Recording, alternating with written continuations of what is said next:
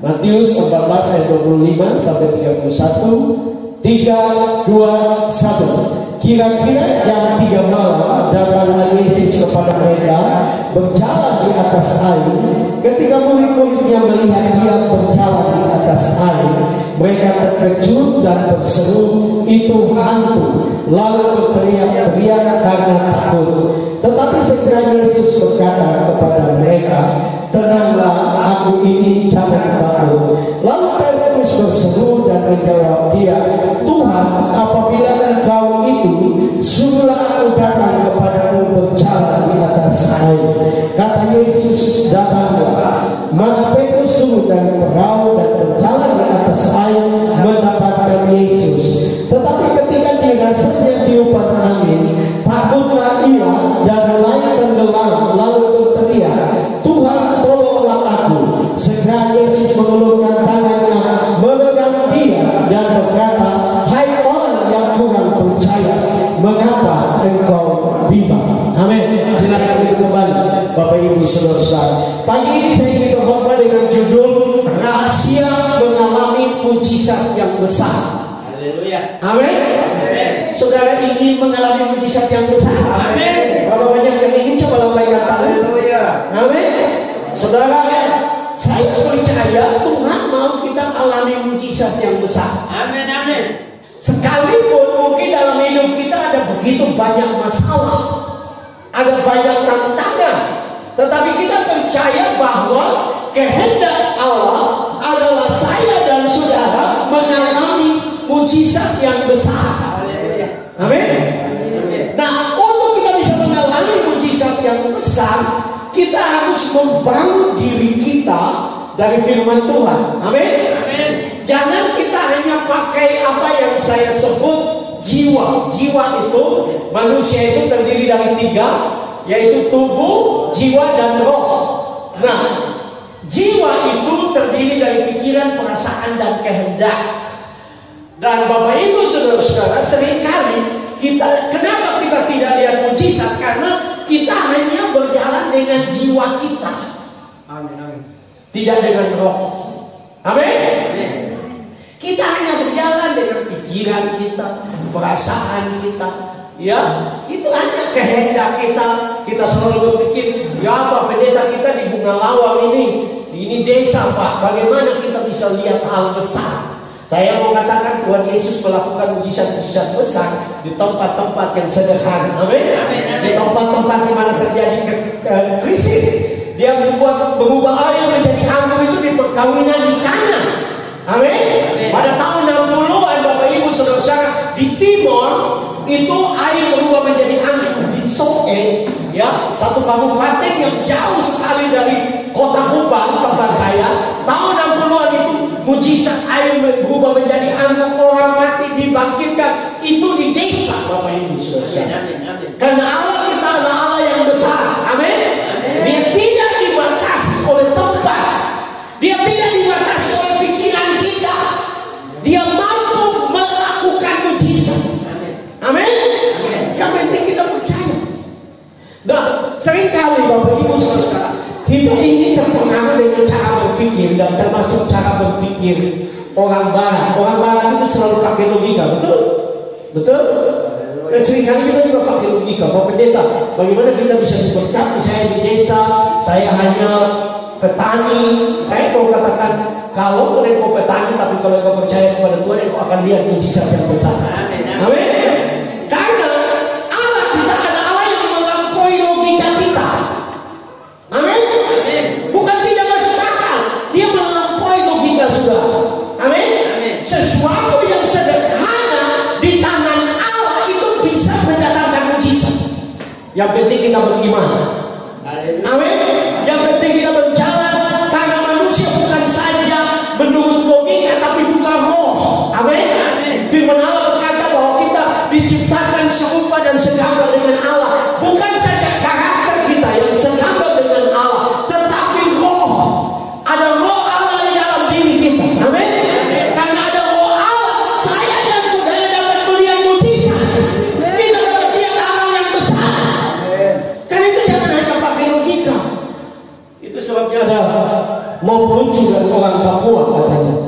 Ya, katanya ada bule satu, dia datang di Papua.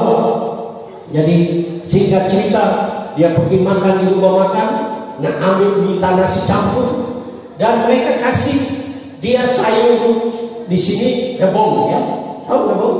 Rebung, sayur bambu itu, iya tahu? Wah, dia makan begini, dia bilang, waduh, ini sayur, karena dia baru pernah makan. Jadi dia bilang, wah, ini sayur, beda. Ya. Jadi dia tanya, ini sayur ini bikin dari apa? Ya. Jadi orang ini, temannya dia ini orang Indonesia bilang, oh, itu dibuat dari bambu muda. Ya. Nah kalau orang Barat pakai logika, jadi dia bilang begini, aduh, bambu muda saja enak, apalagi bambu tua. Haleluya. Coba dia makan bambu tua, oh dia pergi di pas. Tapi seringkali kita kan pakai logika. Nah, Bapak Ibu saudara-saudara, Tuhan mau supaya saya dan saudara percaya bahwa Dia mengancamkan mujizat yang besar dalam hidup kita. Amin. Berapa banyak di antara saudara yang percaya bahwa Tuhan akan mengalami mujizat? Amin. Lambaikan tanganmu, tepuk tangan buat Tuhan, karena Dia adalah Tuhan yang besar. Dia adalah Tuhan yang besar. Dia adalah mujizat. Ya. Waktu saya dan Bapak Ketua Wilayah telepon saya, Bapak Ibu saudara-saudara, Pak Ketua Wilayah bilang, Bapak Pendeta, kita berdoa, ini sudah mulai hujan dengan angin. Ya, kalau saudara tahu saya orang yang mabuk kapal. Ya, saya gampang mabuk kapal. Nah, saya membayangkan, sehingga saya terbuka aja, saya berdoa, dan saya sedikit berpikir, ini kalau betul hujan angin, ya.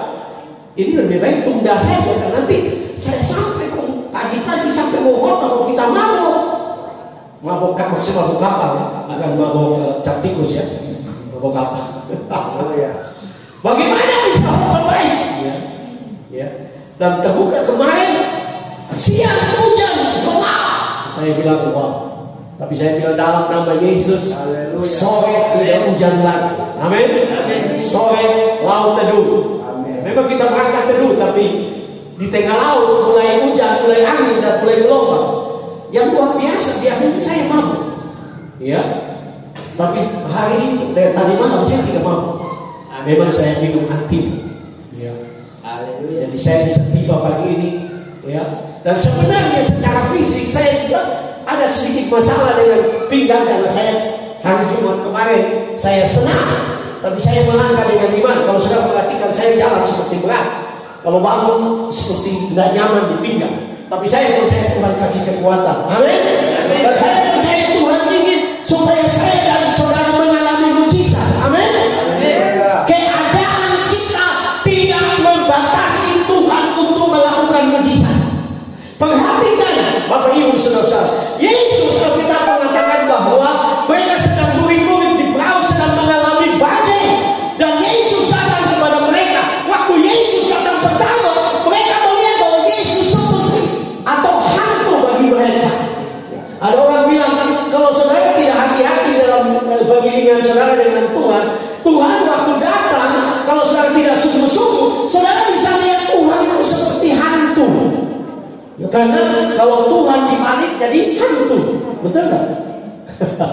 Kata Tuhan itu kalau dibalik jadi hantu. Nah, murid-murid mereka melihat hantu, mereka justru takut. Sudah takut dengan badai, sudah takut tenggelam mati, tambah muncul lagi sesuatu yang menakutkan. Tapi kita bersyukur, Petrus bertanya, Tuhan, apabila itu engkau, suruhlah aku datang kepadamu. Yang luar biasa, dia tidak melihat badai, karena Yesus datang badai tidak berhenti. Saya mau katakan kepada saudara, saudara ikut Tuhan, mungkin saudara sudah berseru kepada Tuhan, sudah doa dan puasa, sepertinya Tuhan sedang datang, tapi badai masih terjadi. Tapi Tuhan mau supaya engkau dengar Dia, amin. Engkau memandang kepada Dia, supaya engkau mengalami mujizat Tuhan. Itu yang Tuhan mau. Kenapa? Karena di tengah badai pun Tuhan dapat melakukan mujizat. Amin. Di tengah badai pun Tuhan dapat melakukan perkara-perkara besar. Yang penting kita sungguh-sungguh percaya kepada Dia. Amin. Dan Dia mau melakukan mujizat. Yang penting saya dan saudara beriman kepada Dia. Ada satu ungkapan yang bagus yang tadi pagi muncul di pikiran saya, yaitu sekalipun kita berada di neraka, tapi bersama dengan Yesus, Yesus bisa ubah neraka jadi surga. Amin. Amin. Dia dapat ubah. Kenapa? Dia pencipta. Dia pencipta segala sesuatu, maka Dia mampu untuk mengubah sekalipun neraka jadi surga. Amin. Mungkin rumah tangga seperti neraka. Pagi ini saya mau katakan, undang Yesus, berseru kepada Yesus, datang kepada Yesus, maka rumah tanggamu akan menjadi surga. Karena Yesus akan mengubah itu. Amin. Yesus dapat mengubah segala sesuatu dalam kehidupan kita. Karena itu mari kita belajar dan kebenaran firman Tuhan pagi ini. Yang pertama, rahasia mengalami mujizat besar adalah berjalan di atas firman Tuhan.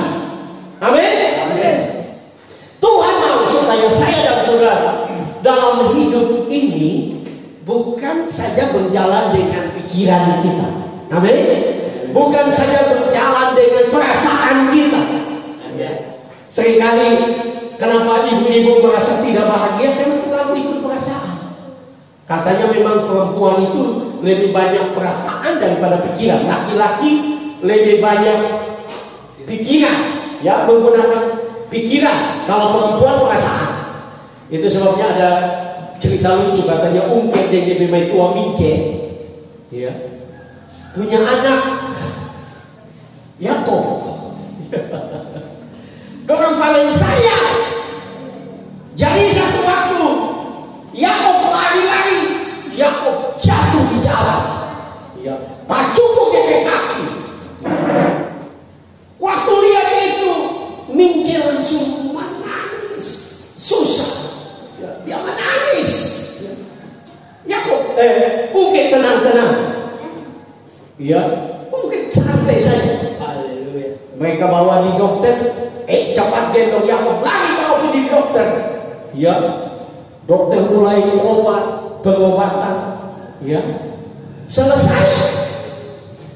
Waktu mau membayar, Ungke menangis. Ya, kenapa? Tadi Mince yang menangis waktu Yakob jatuh, tak cukup. Sekarang Ungke tidak menangis lagi. Sekarang Ungke menangis. Kenapa? Karena dia mau pikir, mau bayar bagaimana. Nah, kembali, jadi Tuhan mau supaya kita tidak berjalan hanya, saya tidak bilang jangan pakai otak. Hidup ini Tuhan sudah kasih otak. Tapi Tuhan mau supaya kita berjalan di atas firman. Amin. Petrus bisa berjalan di atas air, Bapak Ibu saudara-saudara, berjalan dengan di atas air karena dia membangun itu di atas firman. Amin. Kenapa? Karena dia bertanya, Tuhan, apabila itu Engkau, suruhlah aku datang kepadamu. Dan Yesus berkata, datanglah.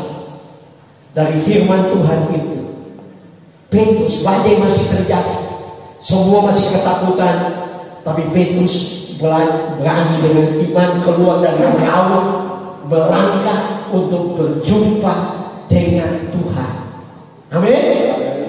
Luar biasa, dia bisa jalan di atas air hanya karena dia mengandalkan, hanya karena dia bergantung kepada firman Allah.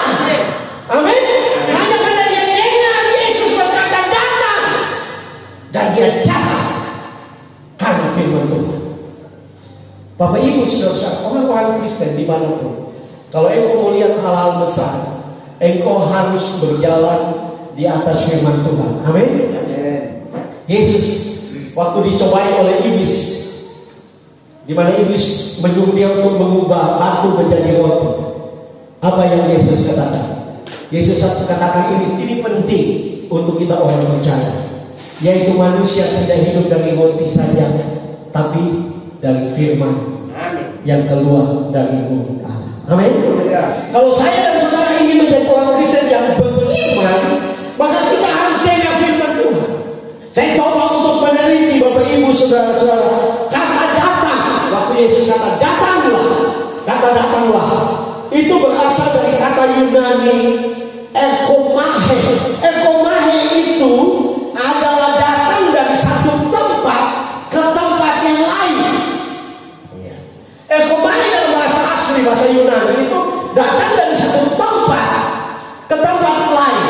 Artinya Tuhan mau supaya saya dan saudara jangan terus tinggal di tempat itu. Amin. Kita harus melangkah. Kita terus untuk bisa jalan di atas air, untuk bisa lihat mujizat, dia harus keluar dari perahu. Amin. Amin. Amin. Kalau dia tidak keluar dari perahu sampai mati, dia tidak jalan ke sana. Betul? Amin. Ada Yohanes, ada Andreas, ya, murid-murid Yesus yang lain. Kenapa mereka tidak bisa jalan di atas air? Karena mereka hanya tinggal di dalam. Ini adalah gambaran hidup. Banyak orang Kristen tidak lihat mujizat karena apa? Ya sudah, orang begini sudah. Ya memang orang ini miskin jadi. Ya, memang orang ini dari keluarga miskin, kita PTT miskin, kita orang tua miskin. Jadi kita juga pasti miskin. Nah ini satu cara berpikir yang salah. Amin. Kita percaya kepada Tuhan, kita adalah orang yang diberkati Tuhan. Amin. Apa saja yang kita kerjakan pasti diberkati Tuhan. Amin. Amin. Apa saja yang kita usahakan pasti diberkati Tuhan. Amin. Tanaman yang kita tanam pasti diberkati Tuhan. Tapi Tuhan mau supaya engkau melangkah. Amin. Amin. Amin. Amin. Seringkali saudara kita ingin contoh. Ya, sebenarnya itu sesuatu yang juga masuk akal ya. Kita ingin punya banyak uang. Yang saya lihat di sini banyak cengkeh ya. Nah, kita ingin punya banyak uang. Kita tahu kalau cengkeh musim panen, kalau kita punya banyak, kita pasti dapat banyak uang. Betul nggak? Betul nggak? Tapi kenapa kita tidak tanam banyak cengkeh? Kenapa? Seringkali karena kita puas. Betul nggak? Tapi kalau kita melangkah, kita keluar dari apa yang disebut dengan zona nyaman kita, kebiasaan kita. John Maxwell berkata seperti ini, kalau engkau ingin mengalami sesuatu yang luar biasa, engkau harus keluar dari kebiasaan. Contoh sederhana, kalau engkau ingin panen cengkeh ratusan kilo, engkau harus tanam banyak pohon cengkeh. Betul nggak? Tugas saya dan saudara adalah menanam pohon cengkeh. Tugas Tuhan adalah berkati pohon cengkeh supaya buahnya banyak. Amin. Kalau saudara sudah tanam banyak, tinggal saudara melakukan dengan iman, doakan supaya cengkehmu banyak buah. Amin. Kan Tuhan berkati. Tapi dia berkati apa yang kita sudah lakukan, kita sudah bertindak. Bahkan kata ekomahe ini juga berarti tampil ke depan. Ya, Tuhan mau supaya kalau saudara ingin lihat mujizat Tuhan, saudara harus tampil. Harus datang kepada Tuhan. Harus sungguh-sungguh dengan Tuhan. Jangan jadi orang Kristen dari dulu cuma kalau orang memuji Tuhan cuma jadi penonton saja. Ya, hanya nonton orang menyanyi. Bagaimana saudara mau lihat mujizat itu? Karena Tuhan selalu menunggu orang yang berani tampil. Amin. Perhatikan Bartimius, orang buta yang ada di pintu gerbang Yeriko. Alkitab mengatakan bahwa Yesus sedang meninggalkan Yeriko. Waktu dia dengar karena dia buta. Waktu dia dengar Yesus mau lewat, dia berteriak, Yesus anak Daud, kasihanilah aku. Yesus anak Daud, kasihanilah aku. Yesus anak Daud, kasihanilah aku. Murid-murid bahkan melarang dia untuk berteriak. Tapi dia mau tampil. Dan Alkitab mengatakan Yesus berhenti dan Yesus berkata, panggillah dia. Waktu dia datang, Yesus bertanya, apa yang engkau ingin aku berbuat bagimu? Dia berkata, ampunilah aku. Alkitab mengatakan Yesus menyembuhkan dia. Bartimius sembuh karena dia berani untuk tampil. Amin. Karena itu dalam ibadah saudara, jangan tunggu pemimpin pujian worship leader bilang angkat tangan, turun tangan dan turun tangan. Kita kayak upacara 17 Agustus. Kalau saudara sungguh-sungguh dengan Tuhan belum angkat tangan, saudara sudah angkat tangan. Bukan.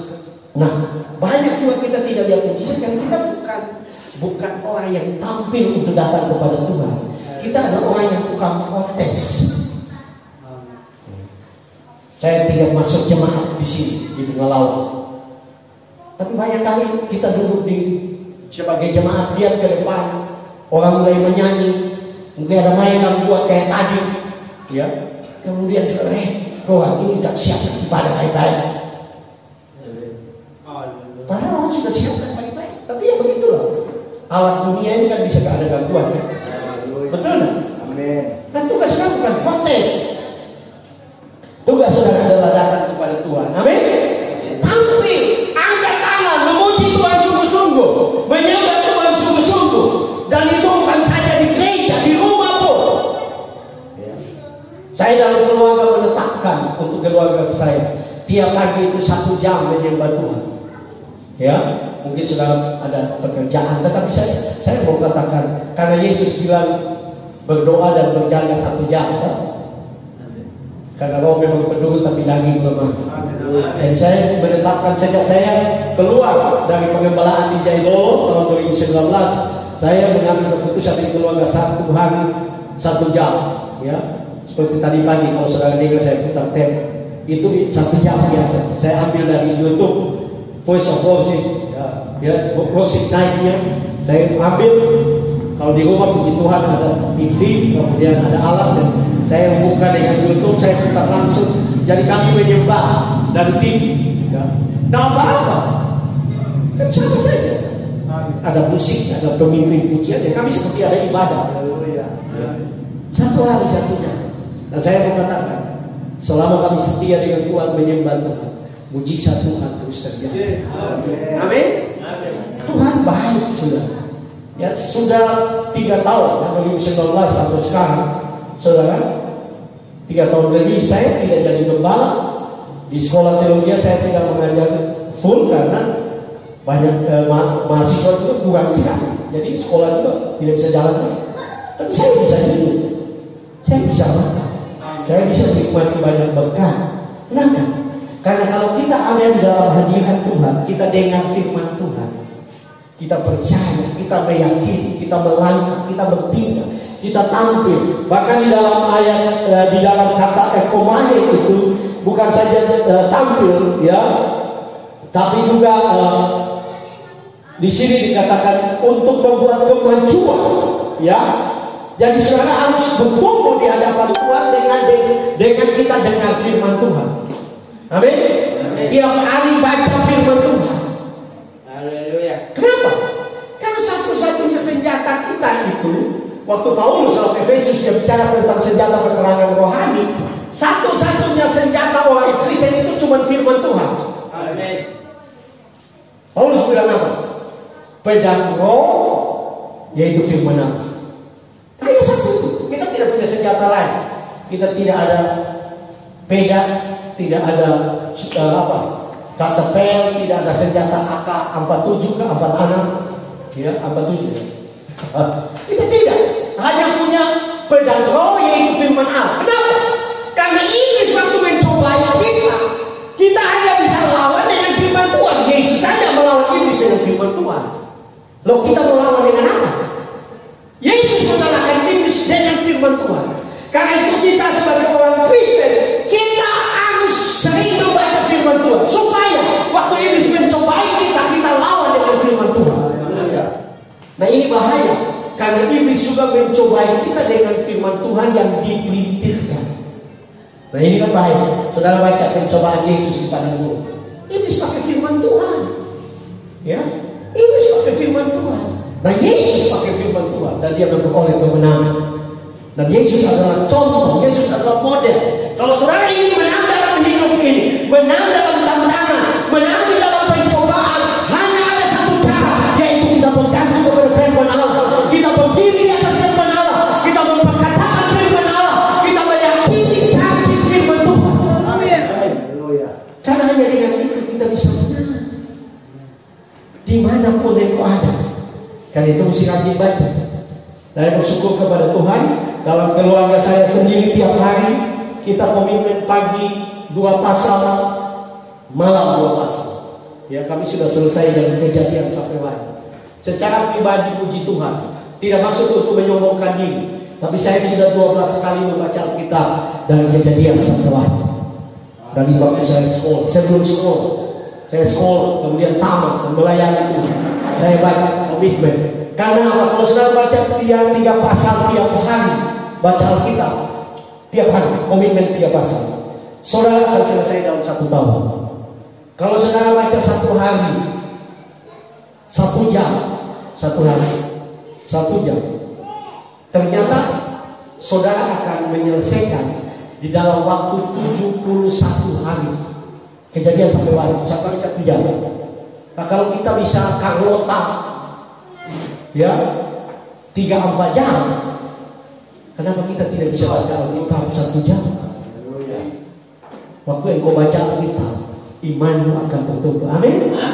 Firman Tuhan berkata bahwa iman timbul dari pendengaran, dan pendengaran akan firman Allah. Karena itu harus rajin baca Alkitab. Kalau engkau ingin menang, kalau engkau ingin lihat mujizat yang besar, engkau harus rajin membaca firman Tuhan. Karena Dia Allah yang mau supaya kita lihat mujizat-mujizat yang besar. Amin. Jadi komitmen, bangun komitmen untuk baca firman Tuhan tiap hari. Nah, yang kedua, Bapak Ibu Saudara, yang kedua yang kita bisa belajar dari kebenaran firman Tuhan ini adalah rahasia mengalami mujizat besar adalah dengan hanya memandang saja kepada Tuhan. Ya. Nah, Bapak Ibu Saudara, kenapa Petrus tenggelam?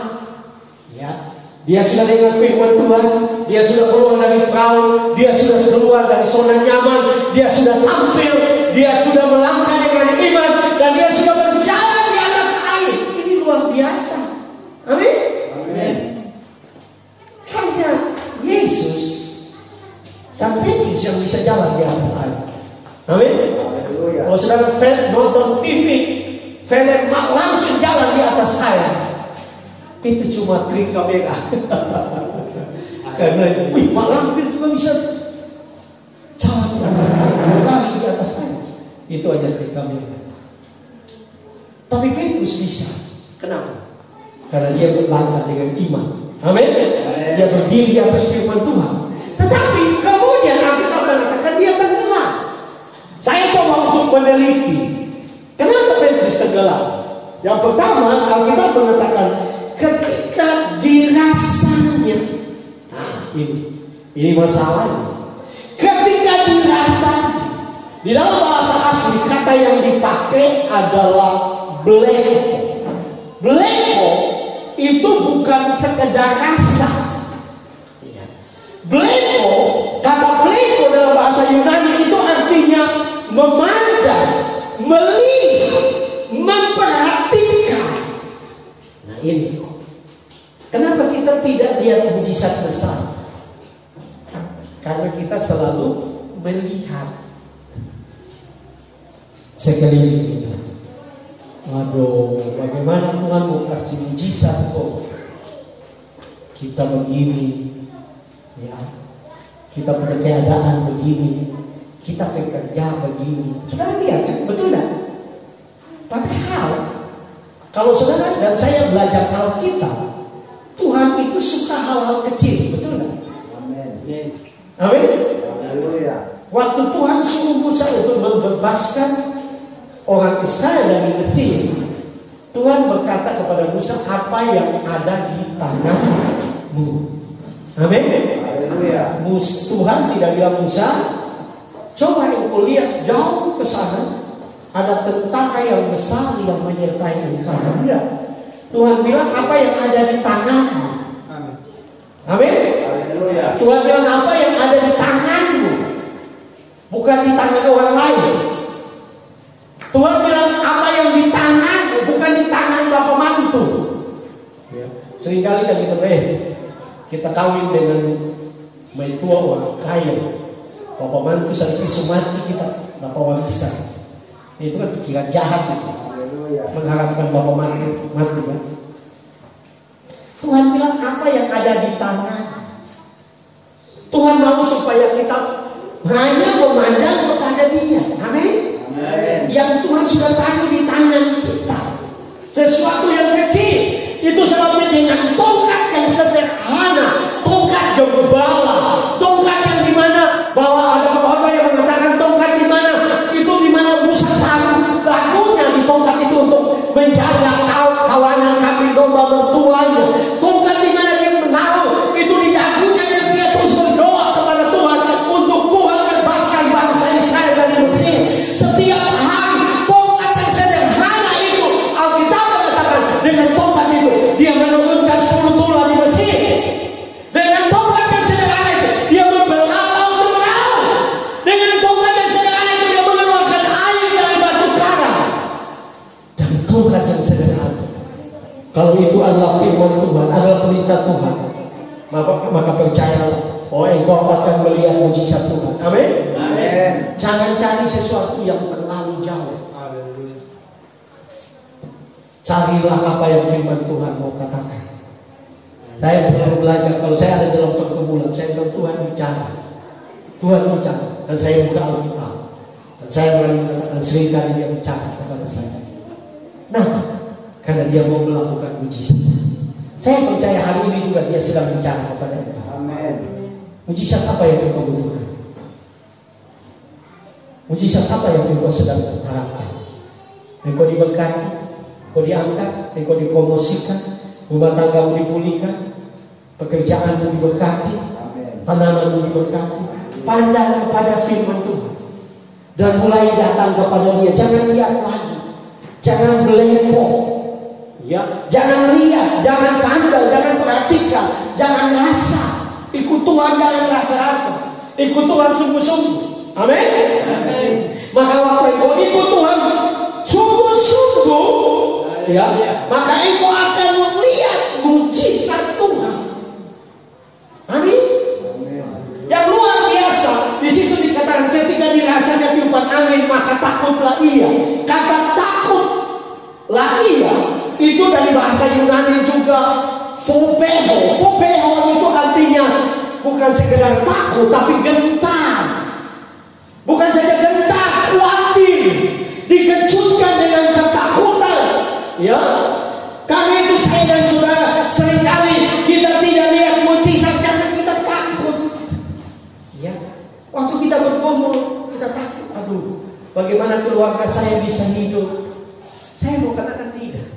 Karena Yesus berkata, aku datang supaya engkau mempunyai hidup dan mempunyainya dalam segala kelimpahan.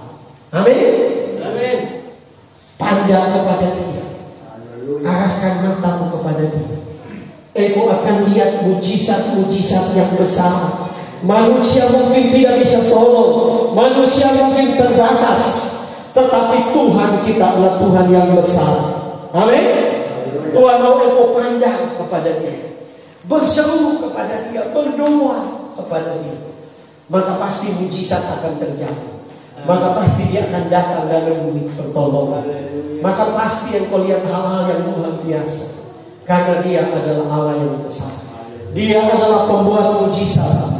Dia yang berjanji untuk melakukan mujizat. Dia pasti melakukan. Yang penting kita terus pandang kepada Dia. Yang penting kita terus arahkan mata kita kepada Dia. Maka kita percaya kita akan melihat mujizat. Mujizat apa yang engkau harapkan pagi ini? Datang kepada Dia, dengar firman-Nya. Dia sudah berfirman pagi ini. Kalau engkau sakit, ingatlah firman Tuhan, peganglah firman Tuhan. Oleh bilur engkau sudah disembuhkan. Amin. Kalau engkau kekurangan, berdirilah di atas firman Tuhan. Allahku akan memenuhi segala keperluan menurut kekayaan dan kemuliaan Kristus. Kalau engkau khawatir dengan masa depanmu, berdirilah atas firman Tuhan bahwa Tuhan tidak pernah merancangkan rancangan kecelakaan, tapi Dia merancangkan masa depan yang bilang-bilang. Apapun masalah, pandang kepada Tuhan, pandang kepada Dia, berdiri atas firman dan percaya bahwa mujizat pasti terjadi. Kita akan datang kepada Tuhan. Saya minta pemain musik, pemain keyboard boleh datang. Ya. Kita akan datang kepada Dia. Kita percaya bahwa Dia mau melakukan mujizat.